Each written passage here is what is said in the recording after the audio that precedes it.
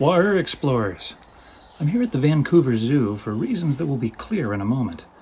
The civilization you'll be looking at today was around in the Bronze Age, lasting from 3300 BC to 1300 BC. It was, however, far ahead of its time. We're focused on two archaeological sites. The first shows evidence of several granaries. These were massive buildings with solid brick foundations and sockets for wooden superstructures.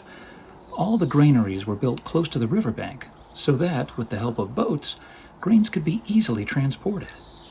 The Great Granary also had a series of working platforms with circular bricks nearby that were probably used for threshing grain. Threshing is when you separate the edible part of the grain from the straw it's attached to. The name of the second site means the Mound of the Dead, and features a great bath, a watertight pool perched on top of a mound of dirt that's enclosed in walls of baked bricks. This bathing pool suggests that the people valued cleanliness. There are even small changing rooms surrounding the great bath, with an attached bath area in each room. There have been many amazing discoveries at these sites. There's evidence that the earliest plowed agricultural field.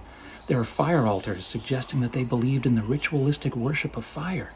There was a written language made up of symbols that are partly pictures, with different human and animal themes, including one that looks like a unicorn. Flat stones were found with engraved grid markings and playing pieces, showing that these people may have played an early form of chess. And archaeologists also uncovered cubes that have 6 sides and spots. Sound familiar? The artifact I sent you this time is from somewhere between 2600 and 1900 BC. This powerful sculpture represents a mouflon, a type of wild sheep native to the area. The animal's head is held upward, creating an impression of alertness, making for a realistic rendering of an animal at rest. I also sent you a more modern sculpture of an animal still living in the area. Just barely, though. The species is highly endangered, with only 1,000 individuals living in the wild and another 6,000 to 7,000 in captivity. This is due to human disturbance, overhunting, drought, and loss of food because of excessive livestock grazing.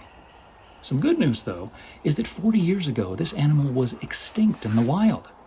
Thankfully, a few years before the last wild animal died, a rescue operation ensured that a small number of animals were transferred to zoos for captive breeding.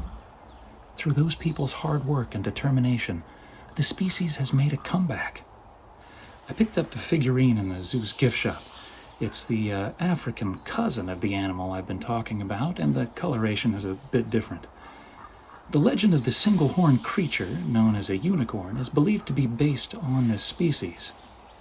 Travelers saw these impressive antelope from the side, and it appeared as though those horns were 1 instead of 2. Could be that's where those unicorn symbols in the people's written language came from. Well, that's all for now. I envy you the opportunity to study such an impressive people. Have fun, explorers.